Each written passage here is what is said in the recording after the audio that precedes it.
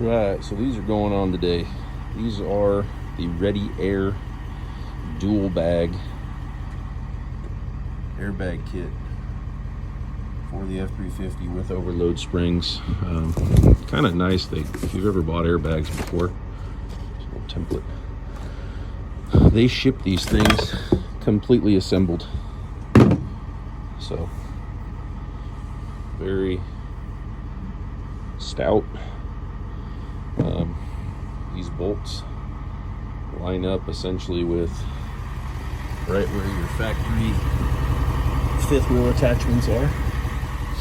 And then you put a couple of, we'll call them U-bolts through here, and those just line up on the they line up on top of the leaf. The bitch of it is, on the 1-tons, you got to pull the overload springs, which should improve the ride. There's some technology with this dual bag setup on how it puts pressure down on the axle evenly on either other side and on the leaf pack. That's supposed to make them ride a hell of a lot better. So we'll see. I'll get into that a little more once they're on. But yeah, that's kind of the next little deal on the truck. And once they're on, we'll take a peek. All right, this is a continued video on these new airbags I got in here. These are the ReadyLift ReadyAir airbag system. They are made by ReadyLift, who does lift kits and leveling kits and suspension and all that. Fairly new product. They've been out, I don't know, a couple years now, and I went ahead with them. You can see they just have a U-bolt on the top of the leaf pack. New grade 8 bolts. They go straight into the factory fifth wheel bracketing. This truck has the factory fifth wheel deal, and it's obviously a dual bellow bag. It's a little better. The truck is filthy right now. I was up in the snow the other day. I just did manual fills right there. If you don't know, this truck's it's a 22 F-350 Power Stroke. It's on a Carly full backcountry suspension system with the Fox reservoir shocks. Has a track bar and sway bar and some other stuff. It's on 37s. I've had it since brand new. I did these airbags. One of the odd things about them, real quick, is that it's an F-350, obviously. This kit, you have to pull the overload spring, so that was kind of the bitch. I didn't get good video of doing the install. All I use is my phone, guys. I'm not a professional YouTuber by any means, but so they were pretty easy to install. These literally just bolt in. They come fully assembled, as you saw, but the bitch was dropping the leaf pack and pulling the overload spring out, and it actually surprisingly did increase the ride quality pretty substantially. Honestly, I was very surprised. I didn't think that it was going to be that substantial, but it actually made a big difference, man. Taking that overload spring out of there, when you hit a pothole or anything like that, you know how rigid these things are. It's taken some of the harshness out of it. So the truck's filthy. I've been driving like crazy. But the reason I did those bags is if you've seen any of my stuff, I pull a equipment trailer quite a bit. I'm a HVAC guy, and I do a lot of deliveries and stuff of larger equipment that's heavy. So we can see 30,917 miles, and I've had this truck since May of 22, and it is February 23. So I drive quite a bit. And surprisingly, with 10,000 pounds behind this thing and maybe 1,000 pounds of tongue weight, it squatted pretty well. It squatted about 3 inches or so with my toy hauler on here loaded, which it's 12,000 pounds. Not that heavy for a 1-ton truck, obviously. It squatted it out pretty good. So with the leveling kit that's on this truck, it's not a big deal if you're stock suspension. You're always several inches higher in the rear, and you know, when you squat it, it kind of levels the truck out, no big deal. But when you're level to begin with and you squat 3 inches, now you're riding tail down, nose up, and, you know, your headlights are pointed up in the air, and just not the proper way to do it. So put the airbags on there. I did manual fills just because, you know, I don't tow heavy that much anymore. You know, it's once a month, twice a month, you know, maybe every other week type of a deal. And I'll just air them up and air them down as I needed. But I really was impressed with the ride difference. You know, taking those overloads off.